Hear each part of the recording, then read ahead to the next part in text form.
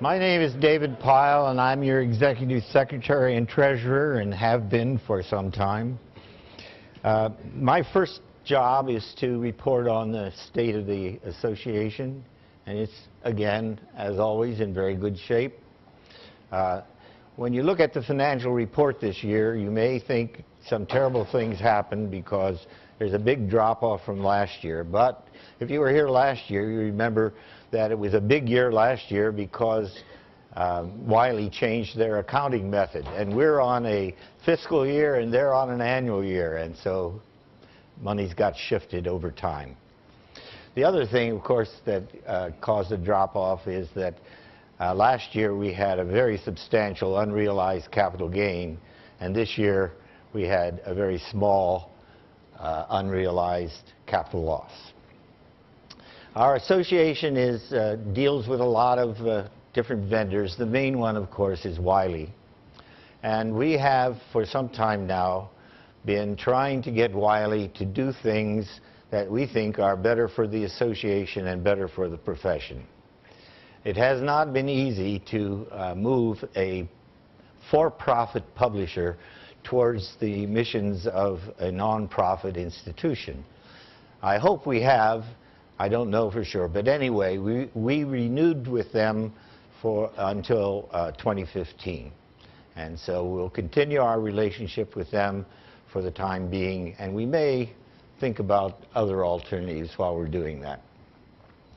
The rest of our association with others, SSRN, with B-Press, etc., is pretty good. We had an association with online video for our videos that are on the web, and I had to get out of that, and I'm happy to say that we moved those videos to a site called Bright Cove, and Wiley works with Bright Cove, and I think that's going to work out a lot better.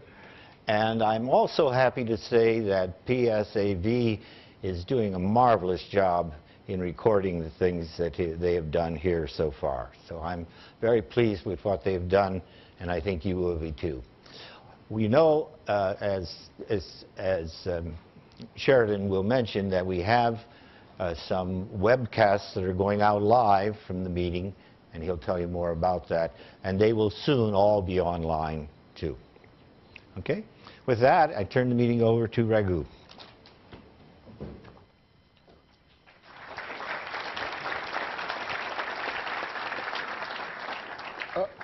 Thank you, David. Let me first thank the 2011 nominating committee and all the candidates who stood for election.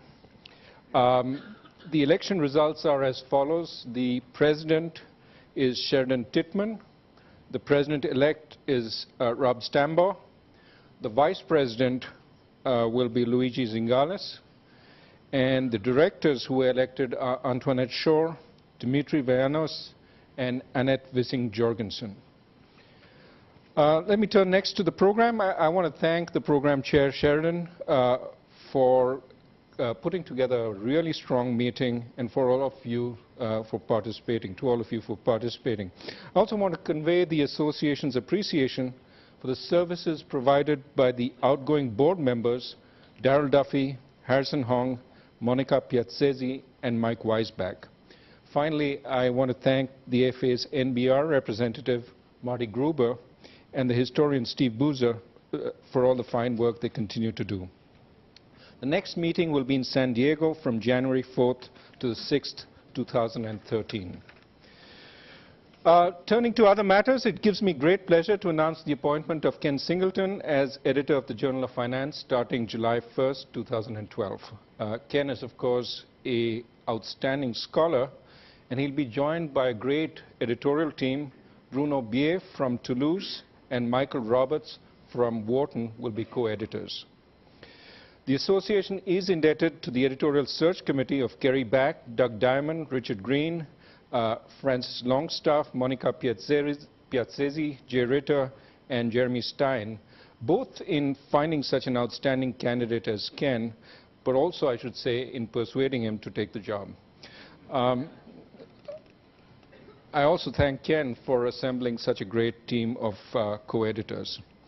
We're also indebted to the current editorial team of Cam Harvey and John Graham, as well as their associate editors, for maintaining and enhancing the standing of the Journal of Finance as a scholarly journal. The journal will be handed over to the new team in July, and we will get a chance to thank the current team more formally a little later.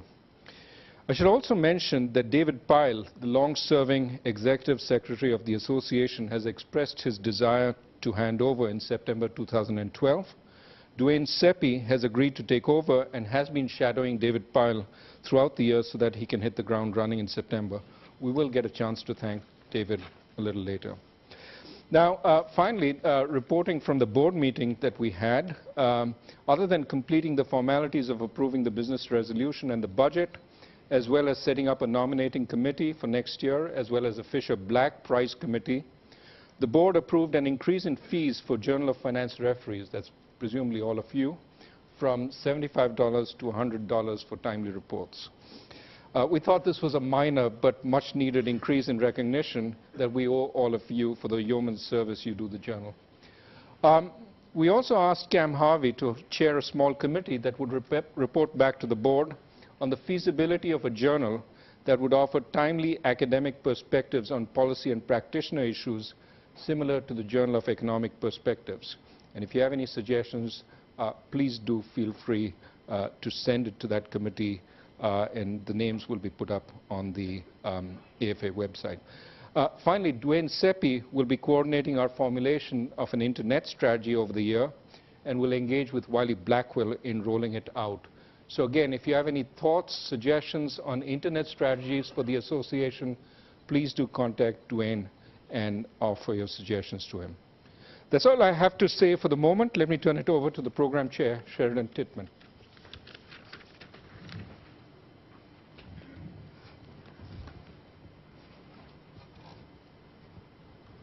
Thank you. It was really a pleasure putting together this conference. I had lots of help from David and Raghu, and actually a number of past organizers of this conference have offered a lot of help and advice on how to do this going forward. I also would like to thank my PhD student. Unfortunately, I don't think he's here today. Nick Crane, and a number of you that were session chairs probably interacted with Nick quite a bit. And of course, I do want to thank the session chairs. These are the individuals that were really responsible for putting together these sessions. In addition to these standard sessions, we had 3 special sessions this year. We had the AFA lecture, which was a concept that was started with Raghu last year, and the idea is to bring in someone very, very prominent, not necessarily someone directly inside of finance, but somebody that has ideas that we in finance will find quite useful and interesting. And this year, the lecture was by Daron Ajamoglu from MIT. We also had a special session that was organized by Simon Johnson, and this was a panel discussion, a very timely discussion of sovereign default. After sitting through that session, I think what you'd want to do is go out and short the euro or short Italy. It was kind of a sobering session discussing what could and couldn't happen, and I'd say the consensus was there's going to be restructuring in Europe over the next 10 years. Quite interesting. The third special session was joint with ARUIA. This is the American Real Estate and Economics Association, and that's a special session on mortgage securitization. So if you missed any of these special sessions, as David just mentioned, they are available on the web, and I recommend that you take a look at them. Again, there was a lot of submissions for this conference, 1,347 to be precise, a very small drop-off from last year, but still very, very high, making it very competitive for all of us to get our papers on the program. So for those of you that did get their paper on the program, I'd like to offer my congratulations. It was, again, very competitive. Only 12% of the submitted papers got accepted, so congratulations for getting yours on the program. For those of you that did not get on the program, I again encourage you to submit your papers for next year. And also just to mention, to encourage that we do have an ongoing pipeline of papers. The AFA has been sponsoring PhD students coming to the conference with a special panel discussion, and that was organized by Rob Stambaugh, who will give you some more details on that. Rob?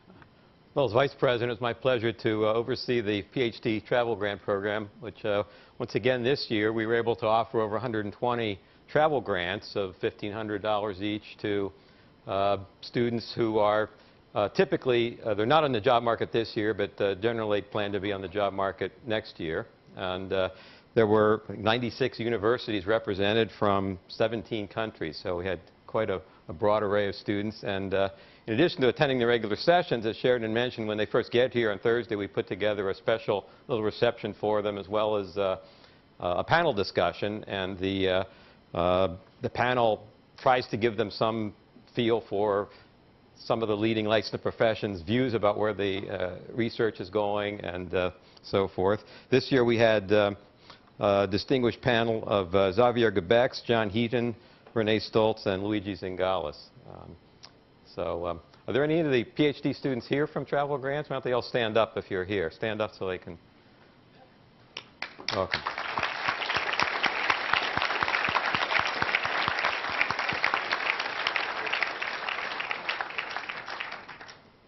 Okay, and I will turn it over to Cam Harvey. Thanks, Rob. Journal of Finance in 2011, I'll be fairly brief. Submissions were up. So we've been basically in a situation where submissions really haven't changed for a number of years, but you can see that new submissions were up about 11%. Turnaround time improved again. So the median turnaround time is 42 days. Insignificant decrease from 43. The average turnaround also dropped by a couple of days. The tail, 100 days or more, half of those are decided within 100 to 120 days. So the tail really isn't that bad, and this is the actual tail right here. I did this last year, and I thought I would repeat it this year. So these are the 5 latest papers. And actually, 9508, I just got the review. Yeah, actually, there was one above it that I got the review a half hour before this meeting. So, so I got the review. So it will be processed within the week. But 160 days is pretty impressive, I think. So, and this really speaks to the diligence of the referees that help us out in the journal. Probability of a first round revision actually goes down given the increase in papers that were submitted. And this is, I think, interesting. And this is, I think, a big change in my years as editor of the Journal of Finance. That in 2011, 54% of the papers were accepted if you got revise and resubmit after 1 revision. And 96% were accepted after 2 revisions. So we don't have the situation where you go for many rounds. A lot of work is put into that very first referee report, associate editor report, and editor's report to try to get the paper right after 1 revision. That's really the goal. So I think that this is a change. And just some background, we're publishing around 70 or 75 papers a year. It's been fairly steady, and there's some comparison with other journals. RFS and JFE have increased the number of publications, but we're about 75. I also usually report JCR citations, Journal of Finance, just like last year, number 3 amongst all economics journals. And 1-year impact factor, actually we moved up from number 7 to number 5, and the impact factor increased. 5-year impact factor, number 4, and we're in good company here. So actually all the financial journals do really well compared to the very top general purpose economics journals. So I think all of that is good news for us, and we're in a good position going forward. In terms of initiatives, I've been trying to press Wiley Blackwell to have a tablet version of the Journal of Finance. I think most of you would prefer delivery, something else than the hard copy. I know I would. So that hopefully will come into being in the summer of 2012. We've taken more steps to increase security and risk management of the Journal of Finance materials and process. And number 3 is a task that is ongoing, but I promised Ken to have this ready by the end of June at least, and that is a detailed procedures manual for the Journal of Finance. And we've not had that before, and I think it's just good risk management that we actually have this in place. So it's a bit of work to put together, but it will be ready, and then each editor in the future could amend it the way that they feel they should. Okay, well, thank you. So it's a huge list. This is my final time up here. And I was saying to Rob earlier that the first couple of years I'm up here, it's very unusual because in the first couple of years, none of the papers in the journal are your papers. They're the previous editors. So this year, we got to the point where the papers were all papers that I'd put through with John. But it's a long list, and I'm not going to spend a lot of time on it. Let me first mention that none of us have a 9-to-5 job. The Journal of Finance job is some work, and I need to thank my family. So they have to put up with this for 6 years. And my wife, Susanna, my children, who were 9, 10, and 13 when I started this job, and they've grown up. So Cassandra, Catriona, and Campbell also were very cooperative and helped me out. Now, there's somebody else that basically just is incredibly important for the journal, and most of you just know by email. And it turns out that she is here today. It's Wendy Washburn. So she is really, really important. Wendy, could you come up to the front so people can see?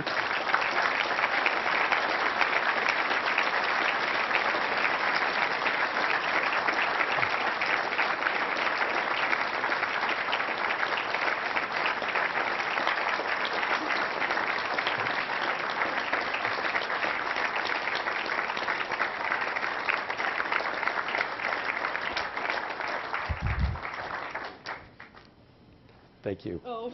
That's worth it. Okay. So Wendy, it's amazing what she does. And I remember Matt Spiegel telling me how much time he had to spend on administration at the RFS. And for me, it's amazing how little time that I could actually just read papers, which is the best part of this job. It's a great job, reading papers. And Wendy's just been fabulous. And really shepherding the journal. She's assistant editor. It's surprising. She'll even flag some papers that are likely to be desk rejected. Like she knows. So thank you very much, Wendy.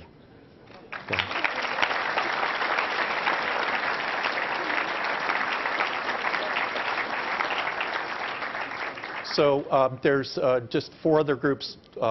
Number 1, David Pyle. He's got the memory. It's so important and so helpful if some issue arrived. The executive committee of the AFA, very helpful. And John Graham, the co-editor.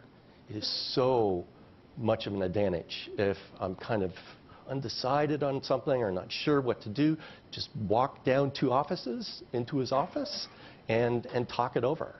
We have regular meetings, and if there's a close call, he's always there. And just amazingly helpful. It was just, I just don't know how I could have done this job without having the highest quality co-editor. So thank you very much, John.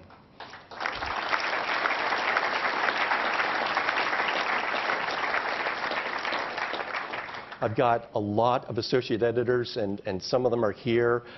This is, and it's hard to read, but it's basically the people that are handling at least 26 papers a year.